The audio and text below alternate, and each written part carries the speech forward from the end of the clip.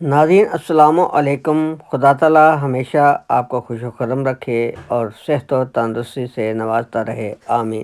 ناظرین، فرانس جیسے تاریخی ملک میں کسی اجنبی کی دہلیز پر محو استراحت اور بے بسی اور لاچاری کی تصویر بنی بیٹھی یہ جوڑی کوئی اجنبی جوڑی نہیں، یہ اپنے ریٹائرڈ جنرل قمر جاوید باجوہ صاحب اینڈ مسز ہیں۔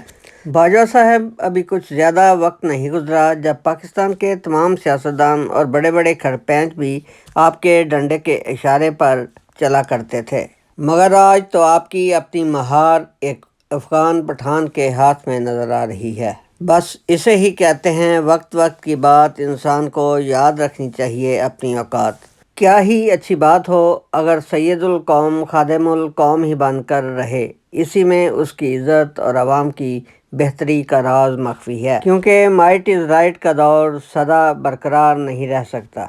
حضرت میاں میر رحمۃ اللہ علیہ کی بھی ایک ضرب المثل مشہور ہے، جو مزہ چھجو دے چبارے او بلخ نہ بخارے۔ باجوہ صاحب، آپ کو یاد تو ہوگا کہ ایک پروگرام میں آپ نے اپنی طاقت اور رعب کے زوم میں کیا جواب دیا تھا جب اینکر نے کہا، باجوہ صاحب ذرا ہاتھ ہلکا رکھا کریں، یہ فیتے اور وردی جب اتر گئی تو اس وقت لوگ آپ کے ساتھ کیسا برتاؤ کریں گے؟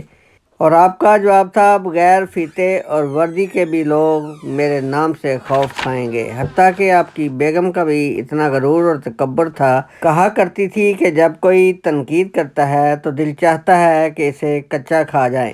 کاش آج آپ اس افغانی پٹھان کو مرچ مسالہ لگائے بغیر کچا کھا کر اپنی اس بات کا بھرم رکھ لیتے، مگر آج تو آپ دونوں نے نہ رہا وہ بانس اور نہ بجی بانسری کی مثال ثابت کر کے دکھا دی۔ یعنی آپ ایک افغانی پٹھان کے سامنے کتنی ڈھٹائی پن سے بیٹھے، اس کی توہین آمیز گفتگو آپ دونوں ہمتن گوش سنتے رہے۔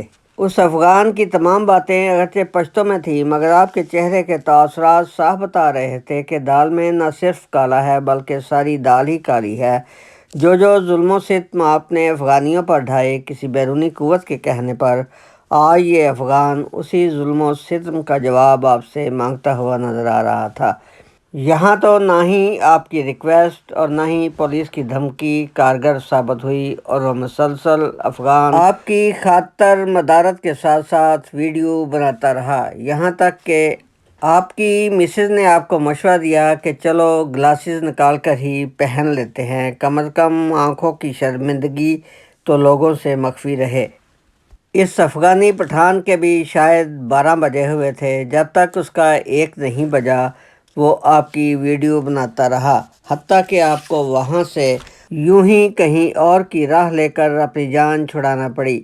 کسی بزرگ نے سچ کہا، وقت ایک سا نہیں رہتا، یا پھر مکافات عمل ہو کر ہی رہتا ہے۔ ناظرین، میرے نقطۂ نگاہ سے اس ساری کہانی سے سبق ملتا ہے کہ طاقت اور قانون کا استعمال حسب ضرورت اور برموقع ہی استعمال ہو تو اس میں صاحب اختیار اور عوام کی بھلائی ہے، بصورت دیگر صاحب اختیار کے مقدر میں رسوائی ہی رسوائی ہے۔ Thanks to watch and listen Dil Darya T V.